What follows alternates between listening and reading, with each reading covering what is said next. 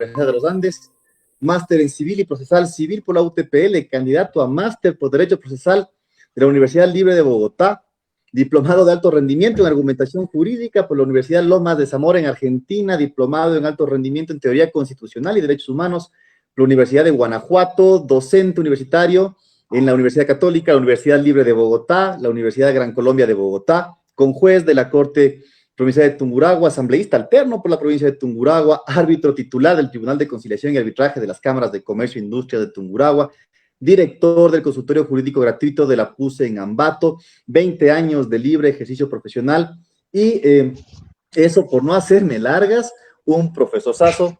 Muchachos, explótenlo mucho. ¿Cómo va a ser la dinámica esta vez? Como siempre ustedes saben, me van haciendo las preguntas, yo las desarrollo, vamos a intentar hacer lo mismo con el doctor Suárez, pero siempre entre las 8:30, 8:40 vamos a hacer un corte que acostumbramos a hacer, mientras de repente nos hacemos un cafecito y ustedes suban todas las preguntas que tengan para en un segundo momento seguir con el desarrollo de las cosas.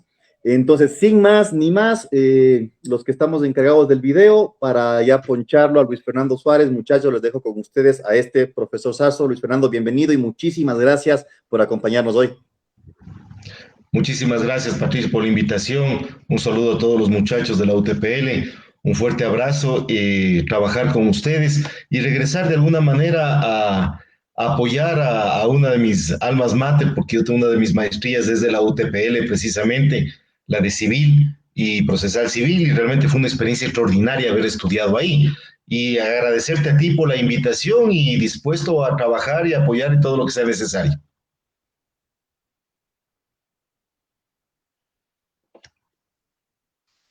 Listo, gracias. Bueno, muchachos, muy buenas noches. Vamos a hablar de lo que nos ha propuesto Patricio, que es el tema de la acción de protección. Para eso, primero debemos recordar que nosotros vivimos en un estado totalmente constitucionalizados, ¿sí? Vamos a tomar en cuenta que existe hoy en el Ecuador, ¿sí? Un sistema de garantías de eso, de esa constitucionalidad. Esta constitucionalidad se manifiesta o se cristaliza, se materializa fundamentalmente en los derechos fundamentales.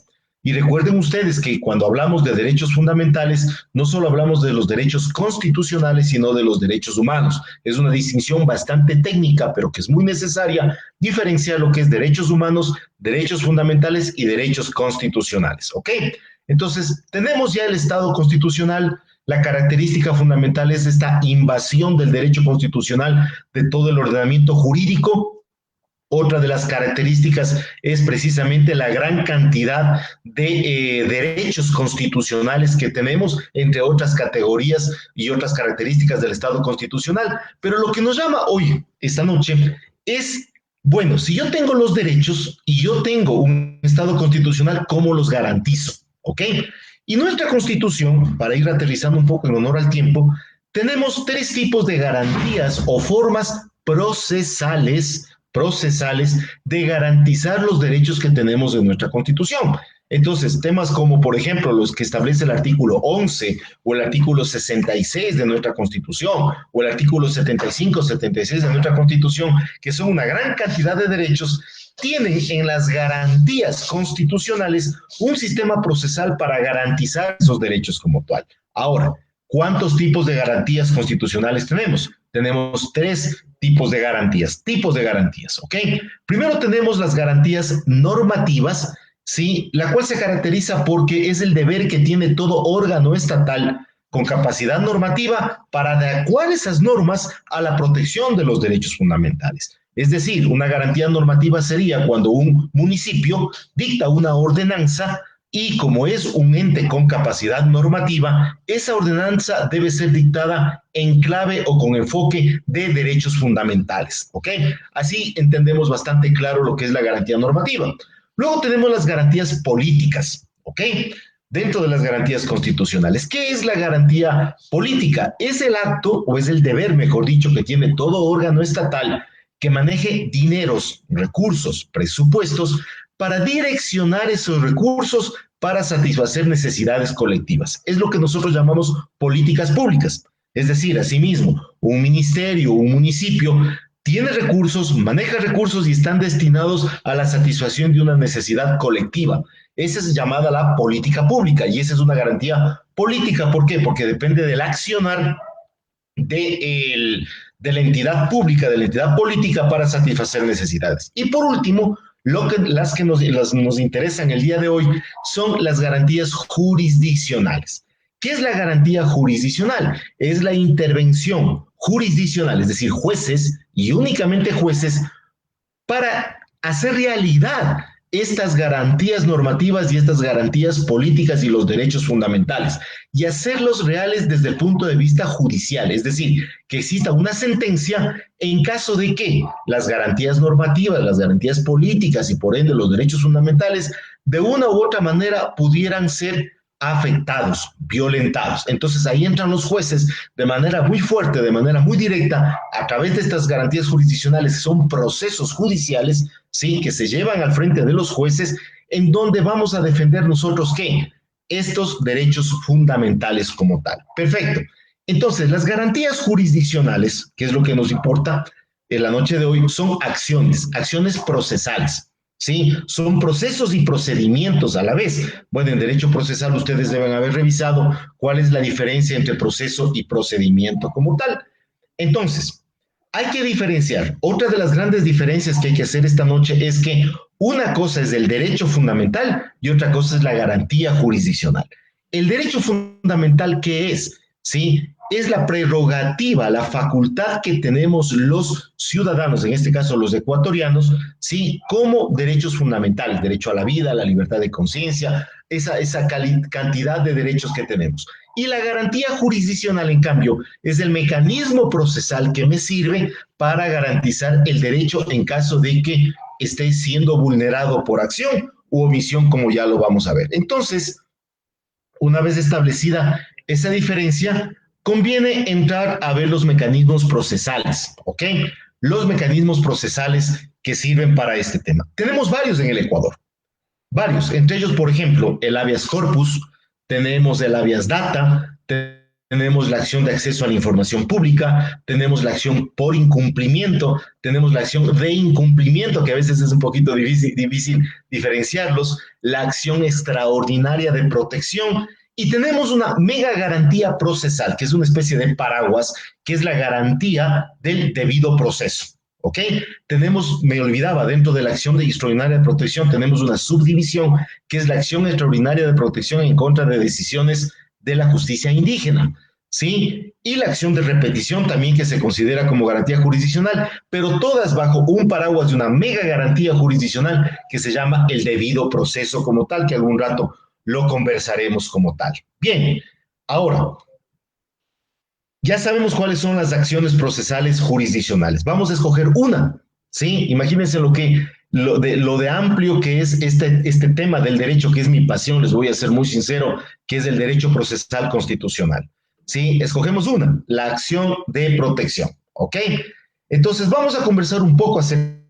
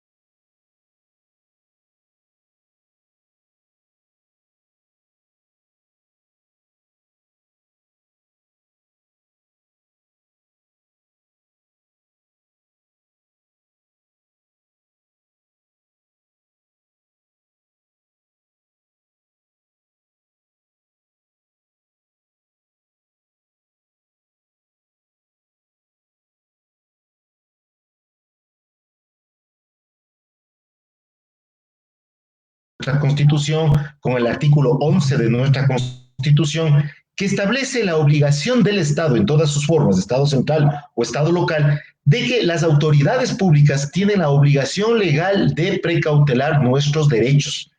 O sea, no es un capricho, sino es una obligación de la autoridad vigilar nuestros derechos y garantizar nuestros derechos. Este es un trabajo de conciencia social, inclusive, que debemos ser conscientes de que somos titulares de derechos y no nos hace un favor un señor burócrata de la instancia que sea, sí, sino que nosotros estamos en la obligación de pedir que respeten nuestros derechos como tal. Ahora, ¿de qué manera ese cuidado? De manera directa y eficaz. Es decir, la solución que el juez dé a una acción de protección debe ser encaminada de manera directamente al afectado. Sí, al final yo les voy a contar un caso simpático que tuvimos aquí en Ambato, sí, y de manera eficiente. Sí, una de las maneras eficientes por las cuales se busca que la acción de protección sea realmente protectiva de derechos fundamentales es lo que se denomina en derecho procesal constitucional y en derecho humanitario la garantía de no repetición. Es decir, que si es que se me ha violado un derecho constitucional, por ejemplo, no se me garantizó el acceso a la educación, no se me garantizó el derecho a la salud ahora que estamos en pandemia, ¿sí? No se me garantizó el derecho a la libertad de expresión de la forma que sea. Yo estoy en la posibilidad de ir donde un abogado y decir, mire, esto me ha sucedido. Ya vamos a ver las cuestiones procesales puntuales, pero si cabe la acción de protección, esa acción de protección va a tratar de que, si es que se gana, no se violente nuevamente el derecho, es decir, de manera directa y eficaz. ¿De qué materia? ¿Cuál es la materia prima con la que trabaja una acción de protección? Trabaja con los derechos establecidos en la Constitución, ya dijimos eso, pero nos dice algo más la norma, que es interesante, y tratados internacionales sobre derechos humanos. Perfecto. Ok. Entonces, ¿a qué hace referencia? De manera indirecta, ¿no? Recuerden que la acción, la ley orgánica que estamos analizando es, bueno, fue publicada más o menos por el año de 2006, 2007, ha tenido algunas reformas, pero ya un poco intuía lo que ustedes deben haber escuchado en clases, que es el bloque de constitucionalidad. Esa institución del derecho procesal constitucional importantísima que tenemos que estudiarla, tenemos que desarrollarla. ¿Por qué? Porque es nuestro arsenal como ciudadanos para poder defendernos del abuso del poder, del gobierno que sea, del color que sea. Estamos haciendo una conferencia de carácter técnico, no político. ¿Sí? ¿Por qué? Porque existen gobiernos del color que sea, autoridades del color que sea, de la ideología que sea, que a veces abusan del poder. Frente a eso está el Estado constitucional, ¿sí? Para frenar esos abusos o esas violaciones de derechos, y las armas que utiliza el Estado constitucional son las garantías jurisdiccionales. Creo que ahí quedamos bastante claro. ¿Qué derechos? Repito, del bloque de constitucionalidad. Ya vamos a ver qué implica este bloque de constitucionalidad. La siguiente característica de nuestra acción de protección es que hace una exclusión. ¿Qué quiere decir esto? Yo les dije hace un momento y leí una lista bastante, algo extensa de nuestros sistemas de garantías jurisdiccionales. ¿Sí? Tenemos nosotros dos tipos de garantías, las garantías específicas y las garantías genéricas. Me refiero a las garantías jurisdiccionales, es decir, a los tipos de juicios o procesos que me sirven para defender derechos fundamentales. Por un lado, yo tengo las garantías genéricas y por otro lado, tengo garantías específicas. ¿Qué quiero decir con esto? Muchachos, hay ciertos derechos, cierto conjunto de derechos que tienen su propia garantía jurisdiccional. Me explico. El derecho a la libertad, el derecho a, ¿qué les digo yo? Al acceso a la información de un municipio tiene su propio mecanismo procesal. Por ejemplo, el derecho a la libertad tiene en el habeas corpus, ¿no es cierto? Su garantía, que ese es un tipo de proceso. Luego, si yo quiero, por ejemplo, voy al registro civil y mi partida de nacimiento me ha salido con un apellido que no soy, yo voy y planteo un habeas data, que es un sistema procesal que está dirigido para garantizar la corrección, la actualización, la anulación o la modificación de información personal que se encuentren en bancos de datos informáticos públicos o privados. Si yo tengo ese caso, yo aplicaré el habeas data. Sí, así hay la acción de acceso a la información pública y demás. Pero el resto de derechos, que honestamente no sé cuántos son en la Constitución, el resto de derechos que no tienen un sistema propio, específico, tienen la gran garantía jurisdiccional genérica, que es la acción de protección. Es decir, todo el resto de derechos fundamentales que no tienen su propio sistema caen en la acción de protección como tal. ¿Ok? Bien, entonces, una vez establecido la ratio de funcionamiento de la acción de protección, vamos a ver sus requisitos. ¿Qué necesito yo para que yo pueda presentar? No son requisitos formales, ¿no? Eso ya uno cuando estudia procesal sabe cuáles son los elementos básicos de una demanda, ¿no? Es algo parecida. La demanda de acción de protección sí requeriría una conversación aparte porque hay que subir un documento, analizarlo y demás. Aquí nos vamos a referir no a los requisitos de forma, que son importantes, sí a los requisitos de fondo. ¿Ok? Entonces, el artículo 40 nos informa que la acción de protección se presentará cuando concurran los siguientes requisitos. Miren el verbo que utiliza aquí la ley, concurrir. Es decir, tienen que los tres que habla el artículo 40 coexistir. Y ese es uno de los grandes problemas que sucede en la práctica. Y por eso a veces mis colegas se mueren de iras cuando pierden las acciones de protección. Y es porque no las saben presentar, nada más y creen que es un asunto medio político, medio de ir a hablar bonito en la audiencia, y no, la acción de protección es muy técnica, ¿sí? Es muy de matemáticas este asunto. Primer requisito, violación de un derecho constitucional, ¿sí? Ustedes dirán, pero bueno, ¿y cómo hago eso? Bueno, eso es materia de prueba, pero yo tengo que estar completamente seguro cuando armo el expediente de que el cliente, cuando me cuenta su historia y yo armo los fundamentos de hecho, sí, obviamente yo debo estar seguro de que existe una violación, primero, es decir, un acto contra ley, violación de un derecho constitucional, porque no todos los derechos son constitucionales. Recuerden ustedes, tenemos derechos personales, derechos reales, derechos personalísimos, y ahí tenemos los derechos constitucionales que incluirían a los fundamentales y derechos humanos como tal. Segundo requisito, acción, y ahí es donde se cae, ojo con esto, acción u omisión de autoridad pública o de un particular de conformidad con el artículo siguiente. Ojo, entonces, aquí me habla de 4 requisitos que yo debo armar una especie de matriz muy cautelosa. Primero, debo saber si es que estoy hablando de una acción u omisión. Ustedes dirán, oiga, doctor, ¿y cómo se viola un derecho por omisión?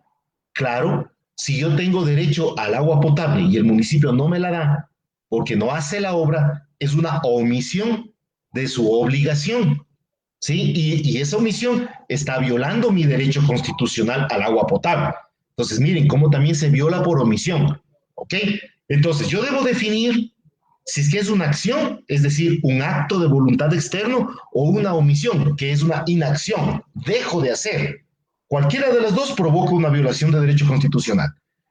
¿Quién provoca esa acción o omisión? Autoridad pública. Por favor, queridos muchachos, y para quienes nos estén escuchando, no hace referencia a sentencias judiciales, no hace referencia a actos de jueces, porque yo he visto y casi me muero cada vez y cuando me pregunta, dice, doctor, pero he perdido la acción de protección, ¿y contra qué presentó? Contra la sentencia. Por Dios, eso es un craso error y se sigue cometiendo. La acción de protección no cabe contra actos jurisdiccionales, judiciales. Para eso está la acción extraordinaria de protección, que es otro cantar.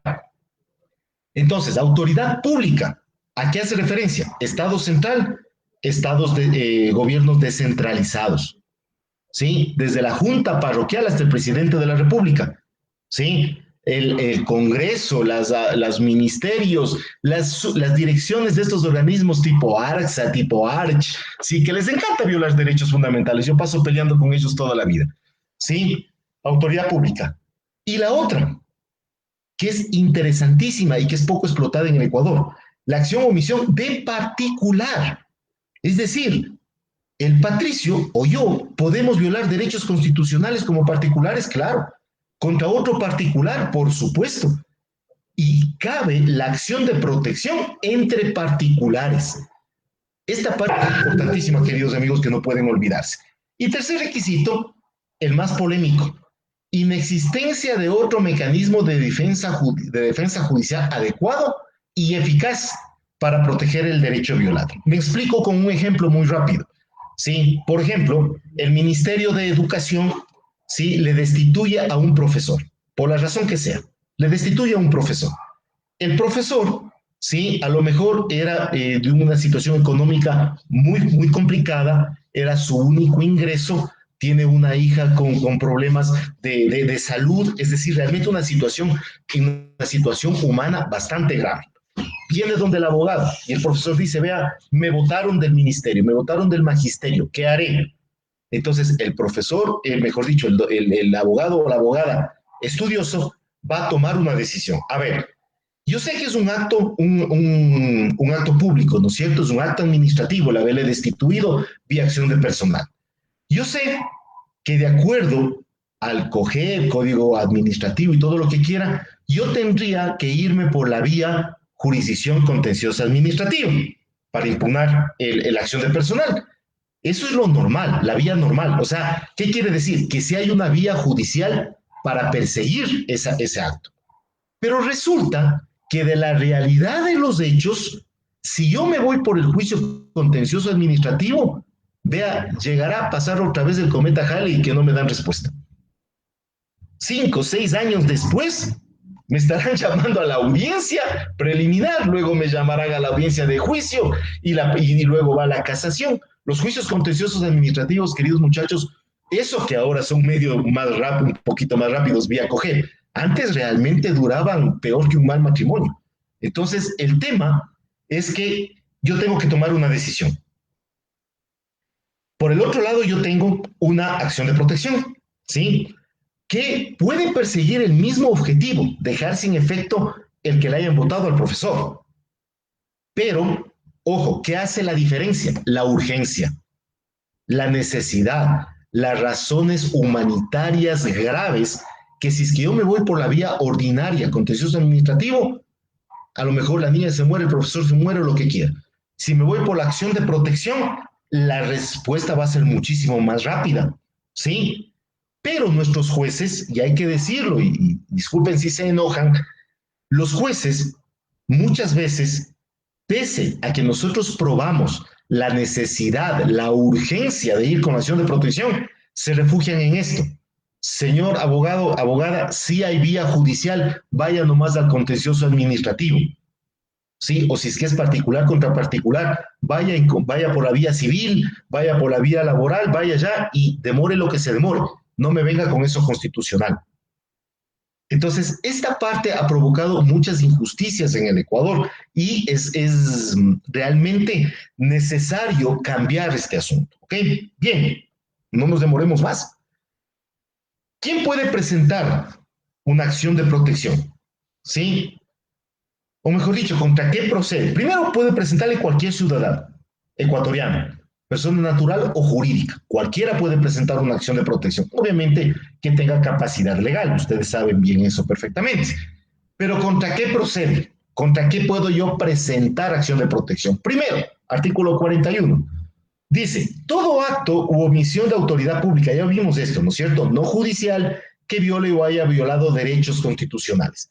Miren, aquí viene esta parte también importantísima. El derecho procesal constitucional es altamente cautelar, es decir, se anticipa a los acontecimientos, ¿sí? Ustedes saben que en derecho civil, por ejemplo, en procesal civil, yo demando una letra de cambio cuando está vencida, ¿no es cierto? Perfecto. En derecho penal, yo presento mi denuncia, voy a fiscalía, todo lo que quiera, el momento en que ya hay el muerto, ya hay el robo, lo que quiera. Sí, yo no presento denuncias por si acaso alguien quiera matar. No funciona así el derecho penal, ¿no es cierto? Es la materialización del delito y que el Patricio es experto en eso, ¿ok? Pero resulta que en materia constitucional, ahí sí podemos jugar una especie de adivinos. Yo puedo presentar acciones de protección, ¿sí? Con el objetivo de frenar una posible a futuro violación de derechos constitucionales. Es extraordinaria esta característica también, ¿sí? Sí, seguimos. ¿Contra qué también puedo presentar o con qué contra qué procede la acción de protección? Contra toda política, y recién tuvimos un caso, me hacen acuerdo a este rato ustedes, contra toda política pública nacional o local que conlleve la privación del goce o ejercicio de derechos fundamentales. Ustedes dirán, a ver, política pública, ¿qué es política pública? Política pública es, a ver, que tengamos educación, que tengamos salud, que en este rato, por ejemplo, se mejore la salubridad, que eso está a cargo del Estado central y de los gobiernos locales. ¿Sí? ¿Ok? Perfecto. Entonces ustedes dirán, yo puedo presentar una acción de protección en contra del municipio, porque en mi barrio no nos dota de agua potable. En principio sí.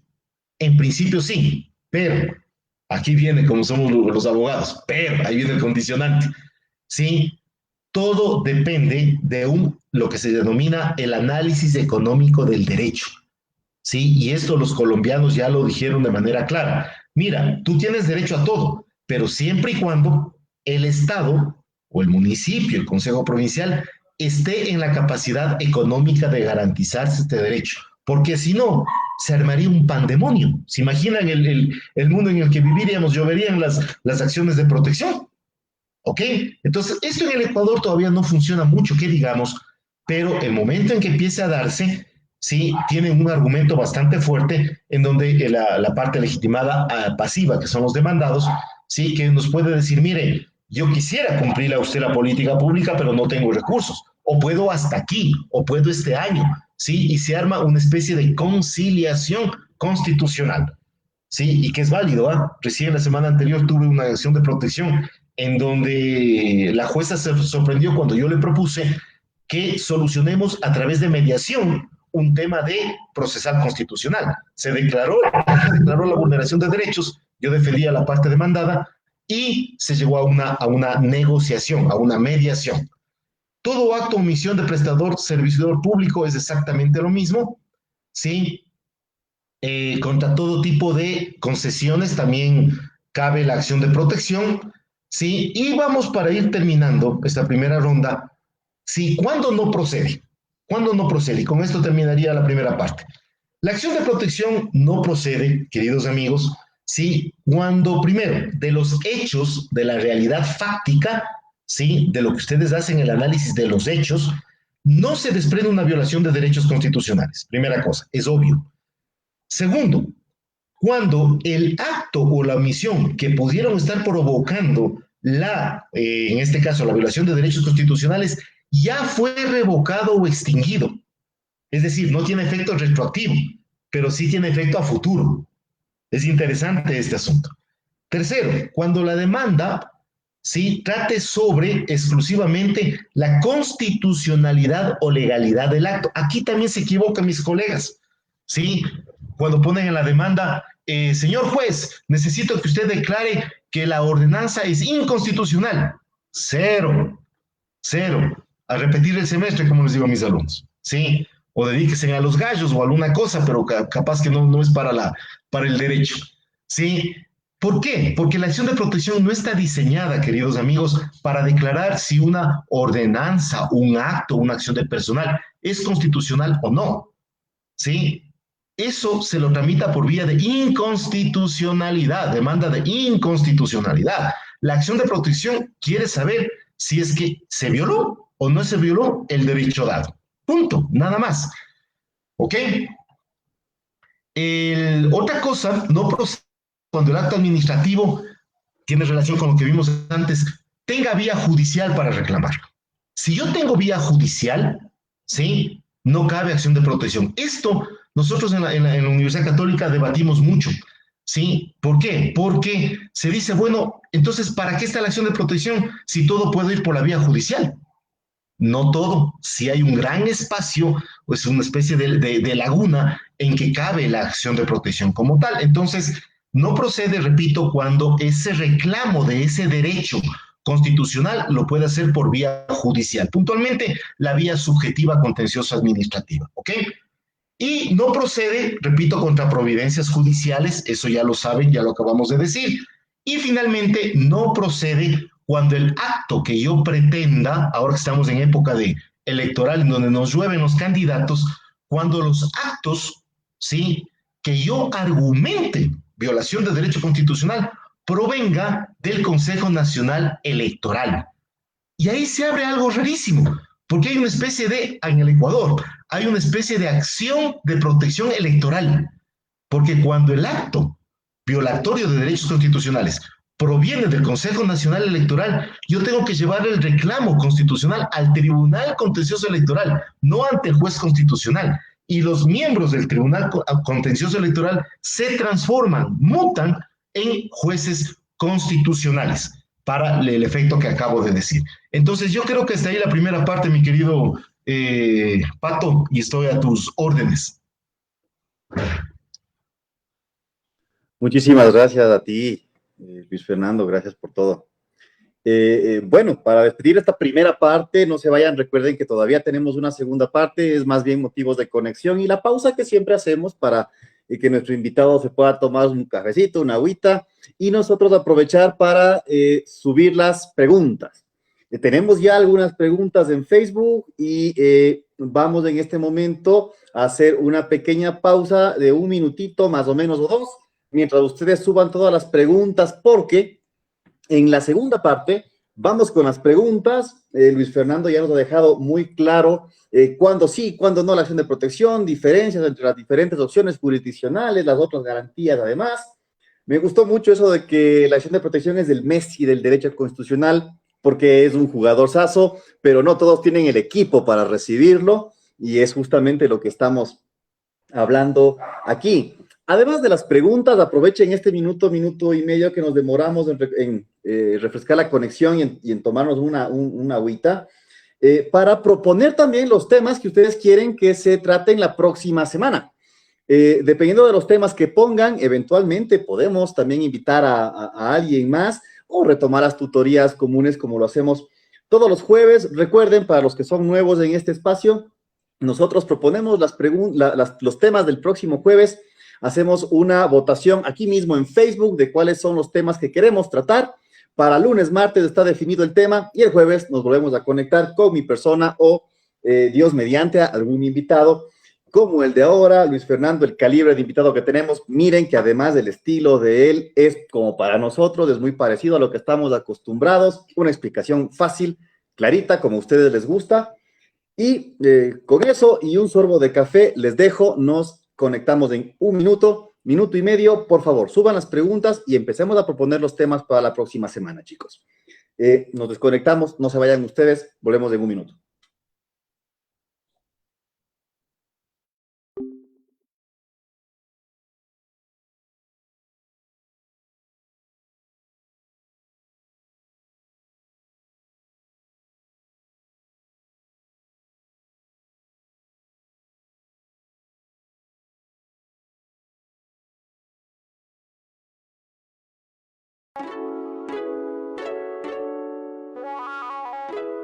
Superstars. This is Vibe.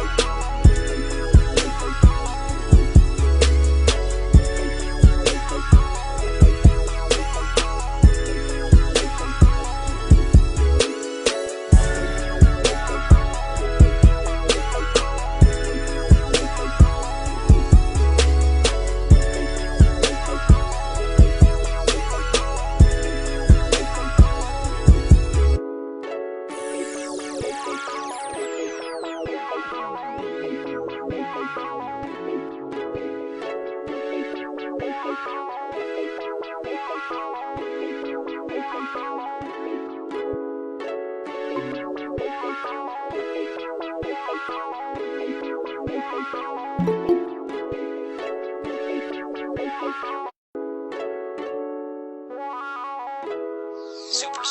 This is Vibe.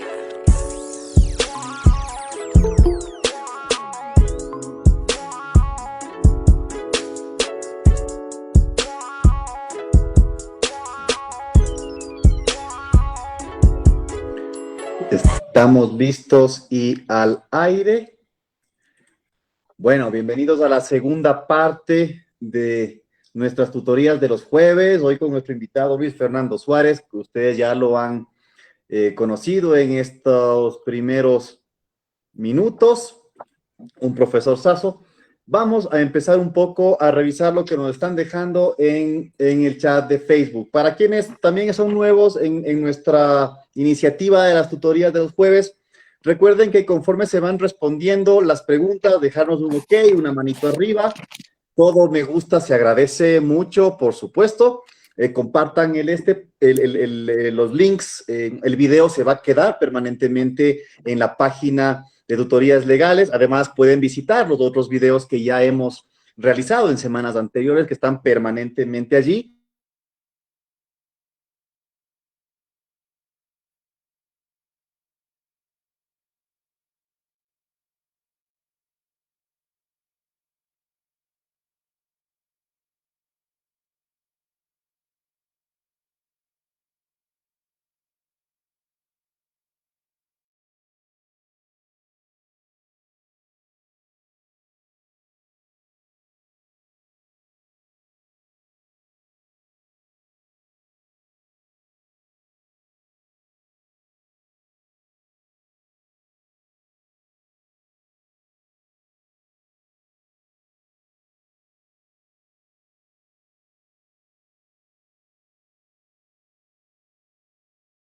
Pero la partida existe y está ahí.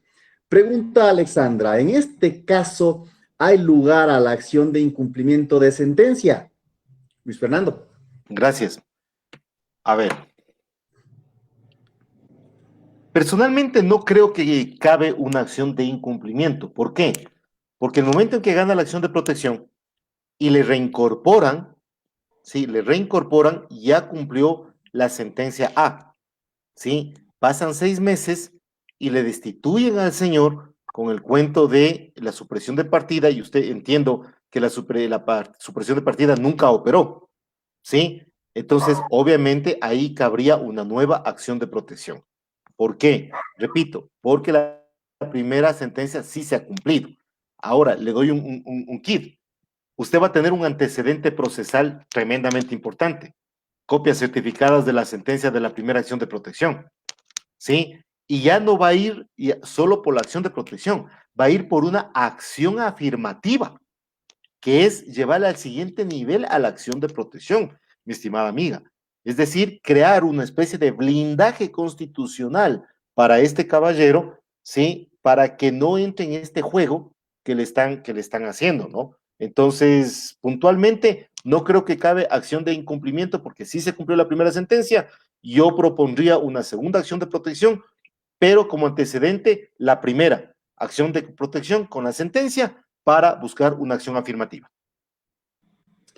Muchísimas gracias. Clarísimo, Alexandra. Recuerda dejarnos ahí una manito arriba o algo si es que sientes que estás bien respondida. Si no, tú sabes que puedes preguntar las veces que haga falta. Es una tutoría, muchachos. Mientras más preguntas hagan, mejor avanzamos. Gracias a todas las personas que nos están saludando y todo. No los voy a poner uno por uno por motivo.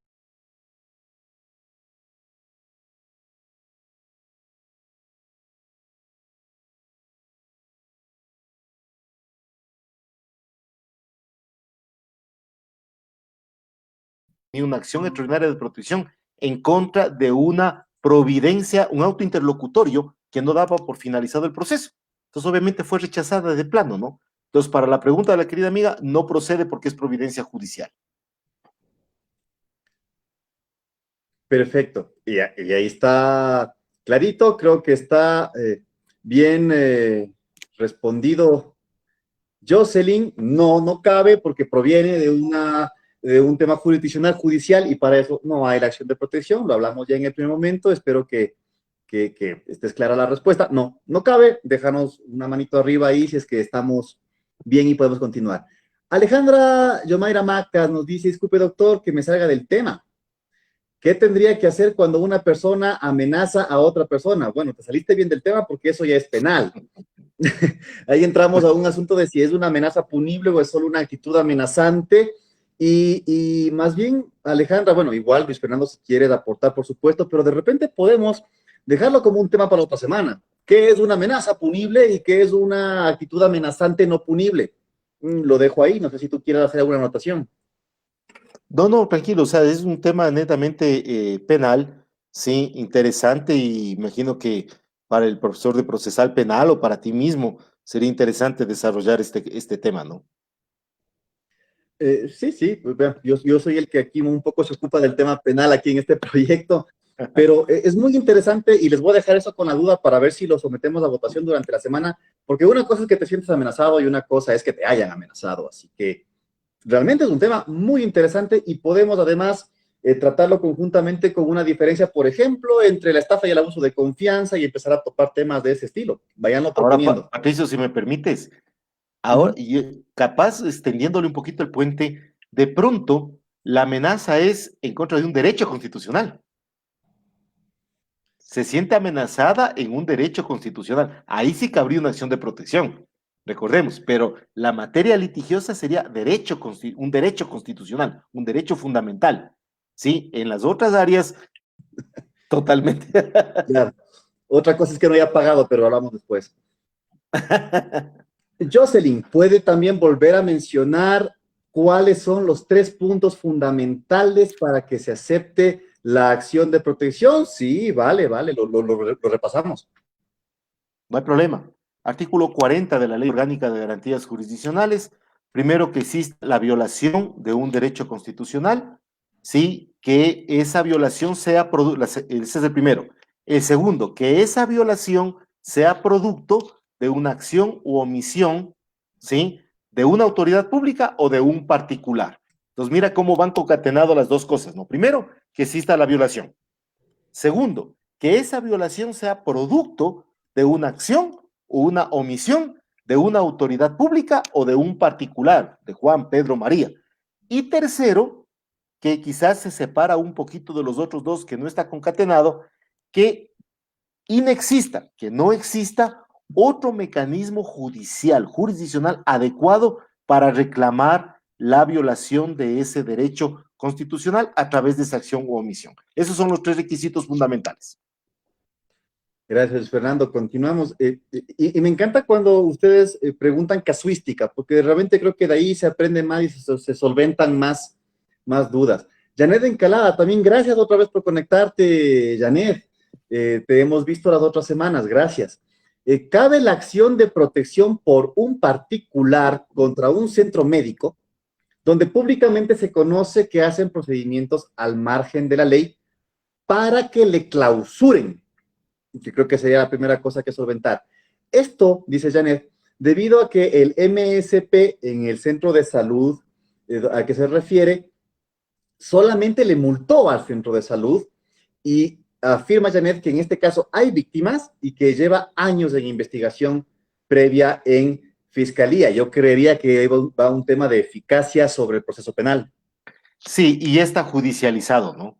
Ya está judicializado, entonces primero habría ¿qué les digo yo? Ya está en conocimiento y es un tema judicial, y al ser judicial ya la acción de protección está limitada, ¿ok? Primera cosa.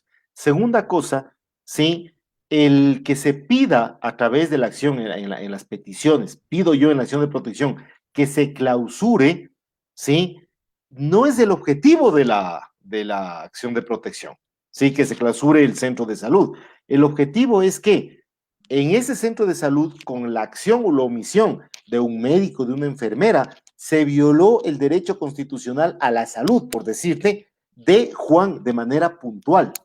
¿Sí? Entonces, no tiene nada que ver con la clausura. Ahora, si es que se logra probar, porque la materia probatoria en procesal constitucional es delicada, si se logra probar que existió esta violación y el juez considera en la sentencia que es necesario por bienestar general, por bienestar de la sociedad, clausurar ese centro de salud podría darse, pero como efecto de, no como objetivo de la acción de protección.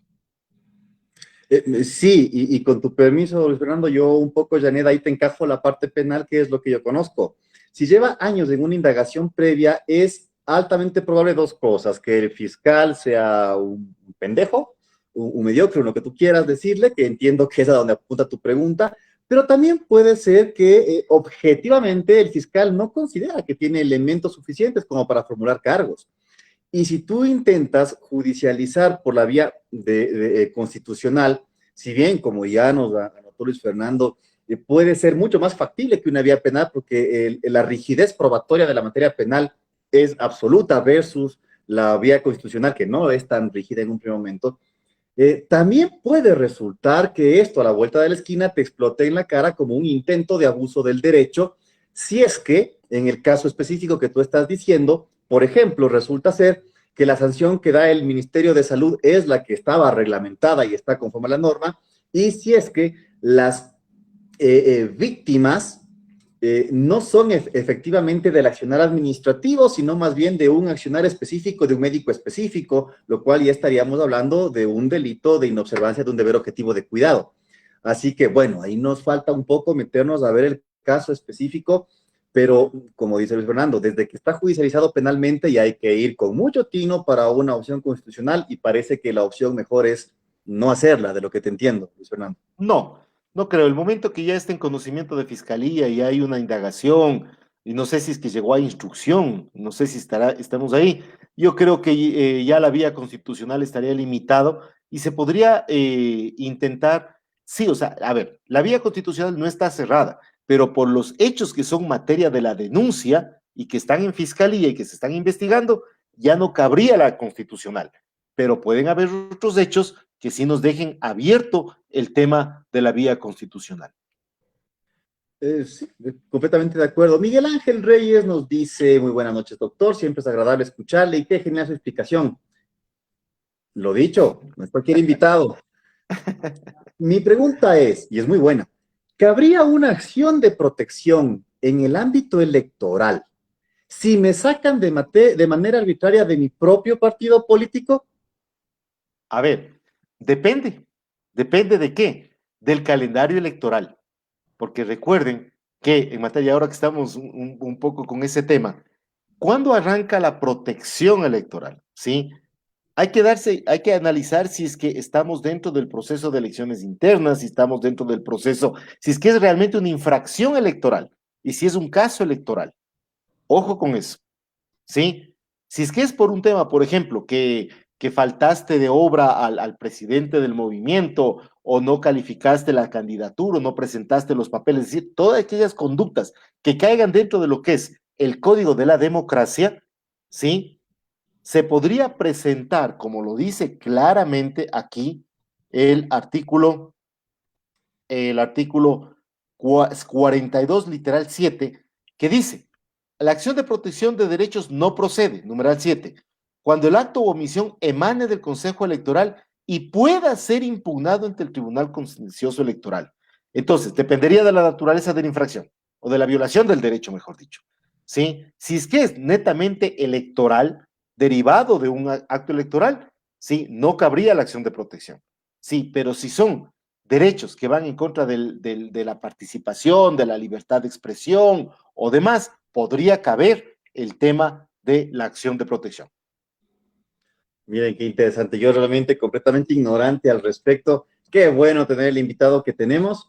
Y ya ven que tenían ustedes razón, muchachos, pese a que es un tema que tratamos cuando empezamos este proyecto, cuando inclusive creo que no estábamos todavía ni en Facebook. Hacía falta repasar esto y más con la presencia de Luis Fernando. Patricia Solís nos manda unos aplausos. Gracias a ti, Patricia. Pablo Ortega Córdoba, excelente tutoría, muy clara y concreta. Saludos desde Loja. Mauro Vaca, doctor, buenas noches. Mire, por el estado de excepción, un municipio cobra $20 por concepto de los patios de re. Se quedó con la pregunta medias. Asumo, Mauro, que la pondrás un poco más abajo, debe estar completa. Voy a seguir con las siguientes preguntas. Alexandra nos hace otra pregunta.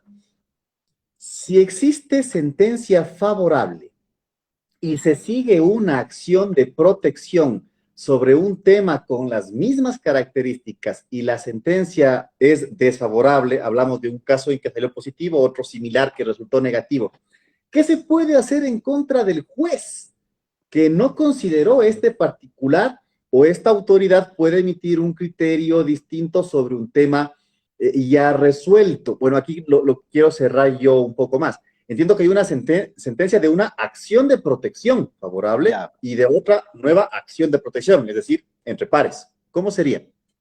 A ver, de lo que yo un poco entiendo, porque estoy un poquito confundido. Eh, el principio en procesal constitucional, como en el resto del derecho procesal, es que no puede haber dos fallos contradictorios, ¿sí?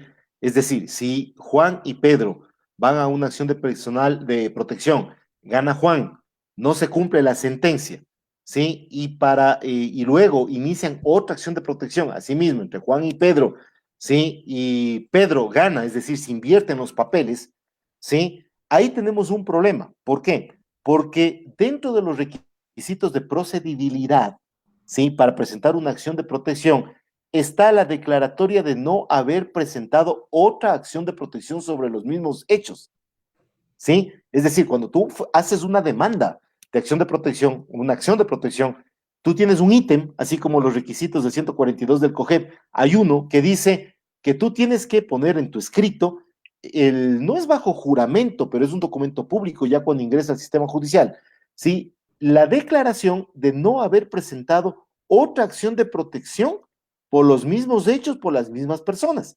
Entonces, la segunda demanda sería improcedente y el juez tendría que inhibirse, ¿ok? Entonces, ¿por qué? Porque la acción de protección, y en derecho procesal constitucional se llama, hay la cosa juzgada constitucional anticipada.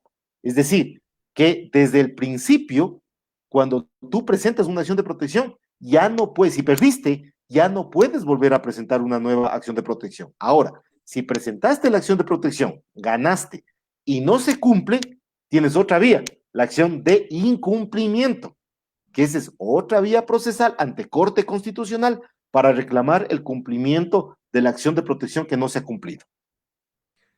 Sí, yo tal vez más o menos entiendo que Alexandra se refiere a que hubo una acción de protección y había un antecedente jurisprudencial favorable y aún así el juez me lo negó, sin hacer caso de otro caso, de otra cosa. Yo creo que por ahí van las El cosas. tema de los precedentes, Pato, es diferente, es distinto. Y esto sí es verdad y vale la pena explicar esto. Por favor, en materia constitucional, igual como en materia civil, en materia penal y laboral, no toda sentencia es precedente. ¿Sí? No toda sentencia es precedente. Determinadas sentencias, cuando han llegado al carácter de ser sentencias de carácter vinculante, cuando ha sido escogida por la Corte Constitucional y ha sido elevada al rango de sentencia vinculante, ¿sí? Cumple las mismas funciones, llamémosles así, hasta un poco más altas, que los famosos fallos de triple reiteración de Corte Nacional. Sabemos que si tenemos un fallo de triple reiteración hay que seguirlo. ¿Ok? Si hay una sentencia vinculante de Corte Constitucional, hay que ir por ahí, ¿ok? Pero si es que es una sentencia cualquiera, que no ha sido escogida por la Corte Constitucional, que no ha sido elevada a rango de sentencia vinculante, no es precedente, ¿sí? Entonces, los jueces podrían distanciarse, fallar de manera distinta, lógicamente, si es que hay suficiente diferencia objetiva y subjetiva, ¿no?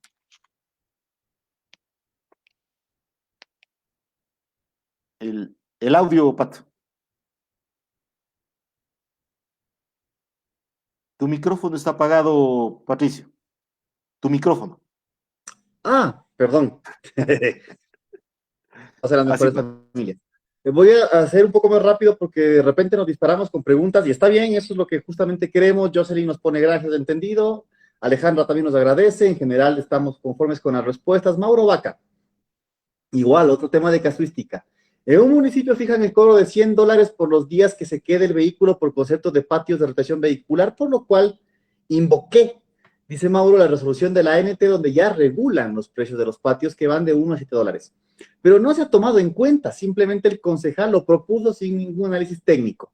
me negaron una medida cautelar autónoma, aduciendo ellos por el principio de juridicidad. ¿Qué me recomienda hacer? A ver, ahí hay un problema en todos los municipios del país por fruto de la pandemia. Ojo con esto. Los municipios están haciendo barbaridades porque están cobrando estas multas de la pandemia sin ordenanza. Sin ordenanza y están cobrando lo que les da la gana. Y recuerden eso que ya cae en otras circunstancias, no solo de violación de derechos constitucionales, sino estamos hablando ya de responsabilidad pública. ¿Ok? Entonces, si a mí me cobra una entidad pública, me cobra algo que no tiene respaldo legal, eso mínimo va a terminar siendo una glosa o directo a fiscalía, ¿no? O directo a fiscalía. Entonces, yo recomendaría más bien que a la persona que nos hizo la pregunta le llame al abogado coronel y se ponga de acuerdo porque esto me huele ya a penal. Es decir, que existe un funcionario municipal que cobre una tasa sin ordenanza, eso ya es otra cosa. Pues sí, y más bien parece que, según le entiendo a Mauro, de hecho, el municipio fijó $100 de por sí ante sí porque un concejal lo propuso, ¿no? Exacto. No hay principio de legalidad, no hay amparo legal. Sí, recuerden que las tasas y contribuciones en los municipios se establecen vía ordenanza, no vía resolución administrativa del alcalde. Entonces, ojo con eso, ¿no? Bueno, vamos un poco llegando al final. Si alguna pregunta se queda, porque nos hemos hecho muy tarde hoy, ya es 1 hora normalmente y ya estamos al filo de, pero vale que no se quede nadie con el pendiente. Sebastián Herbas, bueno, Alexandra, Miguel Ángel, Freddy Molina, Frediera, nos están agradeciendo por las respuestas, se dan por satisfechos también. Sebastián Herbas, buenas noches, doctor. Siempre es bueno escuchar sus clases. Mi pregunta es si puedo interponer una acción de protección cuando existe un peligro inminente de una vulneración de un derecho constitucional y agregar medidas cautelares. Sí, sí. Es más, tradicional es pedir medidas cautelares dentro de la acción de protección. Sí cabe. Ángel Guamán nos pregunta en otro de los chats que también se retransmite y dice, saludos cordiales, ¿qué derechos fundamentales se vulneran con la inobservancia del debido proceso? Bueno, te voy a puntualizar, Ángel, pues el derecho al debido proceso, pero tal vez esa es la pregunta, ¿no? ¿Dónde y hasta dónde va este derecho que a veces no está tan claro? A ver, el derecho al debido proceso, yo lo suelo denominar, es un mega principio y garantía procesal a la vez. Es una norma principio que le llaman muchos autores, ¿no? Que le llamará Hart, que le llamará de Ferraioli, ¿sí? Las garantías son principios que se subdividen en garantías. Tome usted el artículo 76 y dice ahí, ¿no es cierto? El derecho al debido proceso, ¿sí? Contiene las diferentes garantías. Y viene una lista enorme de garantías numerales y literales. El 76.7, el 76 no sé cuánto. Entonces, ¿qué quiere decir? Que el debido proceso, sí, se puede violar, pero hay que identificar. Y esto es importante, por eso se caen las acciones de protección. No hay que ir en la acción de protección y decir, me han violado el debido proceso. A ver, muchacho. La violaron el debido proceso, pero señáleme en qué garantía y de qué manera. Ese es el kit procesal, porque si usted no prueba eso, usted no puede decir, me violaron el debido proceso, ¿sí? Es decir, como que usted dijera, me violaron el derecho a la libertad. Bueno, ¿y cuál libertad? Hay N cantidad de derechos derivados del macro derecho principio que es derecho a la libertad. Lo mismo sucede con el debido proceso. Luis Fernando, para no quedarnos enjabonados, ¿cuáles suelen ser las garantías más comunes que se terminan vulnerando en el derecho al debido proceso? Derecho a la defensa, ¿sí? Derecho a la contradicción. El más polémico de todos, y que me encanta pelear, es el derecho a la motivación, ¿sí? El último del artículo 76, porque motivar es un arte, ¿no? Es saber argumentación jurídica. Y a veces yo he visto, sobre todo en municipios, aunque tú no lo creas, mis estimados amigos y Patricio, se viola el principio de la legalidad, es decir, se sanciona sin bases legales, justo lo que Mauro nos preguntó hace un momento. Parece que también los abogados tendemos mucho a amarrar el debido proceso con la seguridad jurídica. ¿Realmente hay una sinergia ahí? ¿Cómo funciona esto? Son distintos. En la seguridad jurídica es garantía normativa, ¿sí? Es la obligación que la Constitución establece que los funcionarios hagan respetar los derechos, ¿sí? Es decir, la obligación que tiene el funcionario de hacer cumplir los derechos fundamentales. Eso es seguridad jurídica y que las leyes, ¿sí? Están para eso. En cambio, debido proceso son de carácter procesal, netamente de carácter procesal. Entonces, pueden tener una correlación, pero son completamente distintos. Y inclusive en materia probatoria se las prueba de manera diferente, ¿no? La seguridad jurídica se prueba de una manera y el tema de violación al debido proceso se prueba de otra manera. Perfecto. Diego Gigicota. Diego, gracias por seguir con nosotros. Tú estás desde bastante temprano de este proyecto. Diego nos dice, doctores, buenas noches. De las acciones, asumo que de naciones de protección, cuando los derechos sufren afecciones graves de parte de particulares, por ejemplo, cuando los padres de una persona la privan de su libertad debido a su orientación sexual, insertándolo a un centro adecuado para las personas antes mencionadas.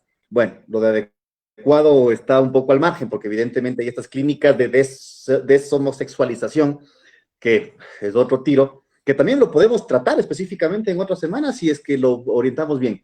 ¿Qué tipo de acción cabría en el ejemplo propuesto? Los papás lo encierran al muchacho en una clínica de deshomosexualización o de desintoxicación alcohólica, por más buena que sea la intención, el muchacho no lo quiere hacer así. ¿Qué tipo de acción de protección o habeas corpus para recuperar su libertad ya que fue puesto en contra de su voluntad? Nos pregunta Diego. Sin duda alguna, habeas corpus. Recuerden que el habeas corpus moderno, el actual, el que tenemos desde el 98, contiene 10 casos. 10 casos por el cual yo puedo plantear habeas corpus. Si uno estaba enseñado a que únicamente el habeas corpus es cuando no hay la boleta constitucional de detención o faltaba la firma del juez o el sello de la cárcel o algo por el estilo, planteaba la acción de habeas corpus y salía. Se relaciona solo con el preso. No, no, no, no. Ahora se lo ve no desde el punto de vista subjetivo, sino objetivo. El habeas corpus tiene 10 casos que algún rato, Pato, habrá que analizarlo. Inclusive yo tuve un caso justo parecido al que acaba de plantear el amigo, y lo correcto es el habeas corpus porque se está poniendo en riesgo el derecho a la libertad. Y como es una garantía específica, está hablando de un derecho en específico a la libertad, la vía procesal específica es el habeas corpus.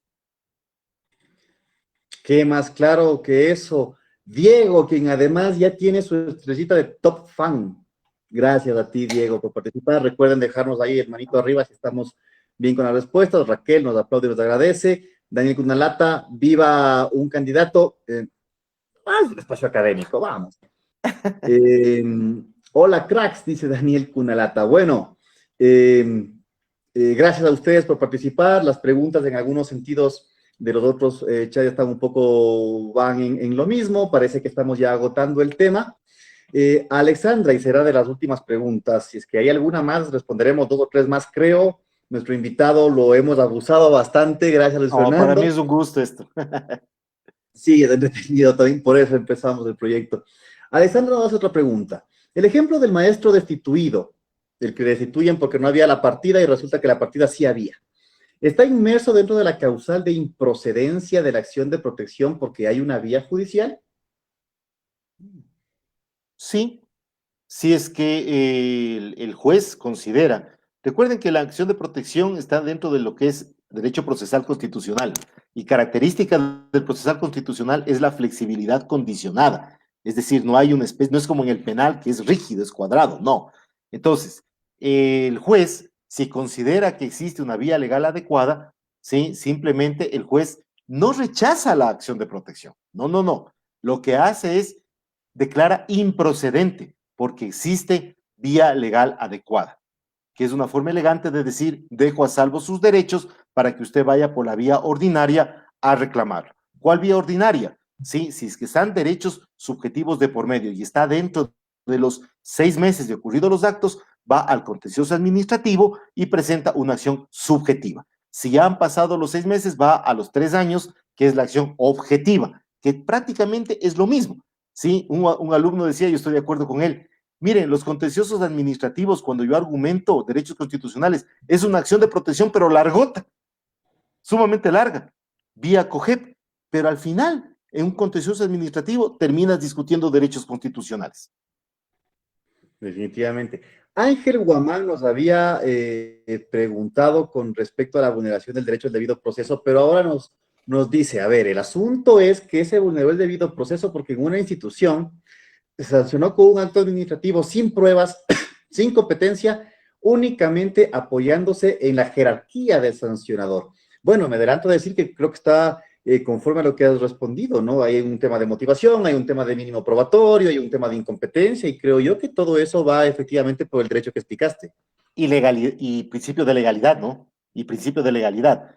Sí, entonces lo que nos está diciendo aquí el amigo es, sí, se violó el debido proceso, pero en la garantía del principio de legalidad. ¿Por qué? Porque se le castigó a alguien sin que exista, sí, norma previa. El nullum crimen sine pena lege, sí, recordemos ese, no hay crimen ni pena sin ley previa, que es el principio de legalidad básico. Si a una persona le votan sin argumento legal, sin base legal, sin sanción, y se le castiga simplemente por el abuso o la jerarquía, obviamente ahí existe una violación al debido proceso, pero en la garantía del principio de legalidad. Si no pone eso usted en la acción de protección y no lo argumenta en la audiencia, el juez no le va a dar.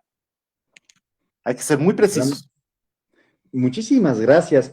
Parece que las preguntas ya se van agotando y bueno, ya no creo hacerlas más, nos hemos extendido bastante. Te quiero agradecer muchísimo, realmente qué utilidad tener un constitucionalista de primera línea como tú. A los muchachos que nos han acompañado también agradecerles por la compañía, a los que ya nos vienen siguiendo varias semanas, a los nuevos, pues vamos, revisen los videos anteriores, hay temas muy importantes, vincúlense, esta iniciativa no es mía, es de ustedes, de hecho esto nació de un grupo de estudiantes y vamos creciendo, parece que ya estamos entre estas y las otras cerca de un par de centenares de reproducciones y aún no cerramos la emisión, que es genial, gracias a ti Luis Fernando, porque No, tienes un club de fans genial también. Y bueno, agotadas las preguntas, por favor, muchachos, déjenos en este mismo chat, en el video o en el de la página de tutorías legales, los temas que ustedes quieren tratar la otra semana. Habíamos hablado del tema de la amenaza y algún otro tipo penal específico que no puede estar muy claro, como el abuso de confianza, las amenazas, esa clase de cosas. Falsificación versus uso doloso, por ejemplo, puede valer. Luis Fernando, gracias a una pregunta de ustedes, también nos propone tratar más específicamente el habeas corpus y de repente le vamos jochando para que sea él mismo invitado de nuevo y nos ayude con eso. Y dejen ustedes los temas que quieran. Recuerden que principalmente se tratan temas constitucionales y penales, pero porque ustedes así lo han recomendado. Los temas son abiertos y, por supuesto, habrá invitados para los temas que sean de rigor. No sé, Luis Fernando, si nos dejas algún mensaje al estribo para ir cerrando el día. No, el único mensaje es agradecerte, Patricio, por el espacio, haber colaborado, seguir apoyando esta iniciativa que me parece extraordinaria y aprovechar la tecnología para hacer que el derecho realmente se democratice, ¿no? Y sobre todo llegue a alumnos y a universidades de todo el país, que no creamos que únicamente algún tema, yo tengo un dicho muy, a veces causa polémica, mis queridos amigos, los sabios del derecho y las fuentes del derecho no están solo en Quito y en Guayaquil, el resto del país también hacemos derecho, pensamos derecho, escribimos, enseñamos y litigamos. Así que aprovechemos las tecnologías para hacernos escuchar a nivel nacional, pero lo importante es agradecerte a ti, Pato, por la oportunidad y siempre dispuesto a las órdenes cuando tú lo requieras. Sí, enorme agradecimiento te tenemos todos, veo los chats que siempre te ponen manito arriba, te están aplaudiendo, están agradeciendo mucho, y más bien demos la vuelta a esto, gracias a ustedes que fabricaron este espacio, que se dieron el momento de hacer la iniciativa, que se dan el tiempo también de ayudarnos con las conexiones, a Brigitte que siempre está coordinando esto, a todos los que nos están viendo desde... Lo recuerdo desde Loja, Cuenca, Guayaquil, tenemos gente en Estados Unidos que estudia a distancia Derecho Ecuatoriano, gracias. Y bueno, nos quedamos con eso. Elena Sánchez dice, excelente tutoría, estaré pendiente para la próxima semana. Gracias, Elena. Ahí sí, como dicen los youtubers, dale like y suscríbete para seguir la próxima semana. Y sobre todo, participen. porque el momento en que ustedes dejen de proponer temas, el proyecto se acaba, porque es de ustedes. Con eso y una colita, nos vemos el próximo jueves en la tutoría, pero durante toda la semana proponiendo los temas, haciendo las votaciones y revisando cualquier otra cosa que podamos revisar. Con todos ustedes, hasta el otro jueves, Luis Fernando, gracias. Nos vemos Gracias a pronto. ti, gracias a todos. Un abrazo. Que pasen bien. Chao, chao.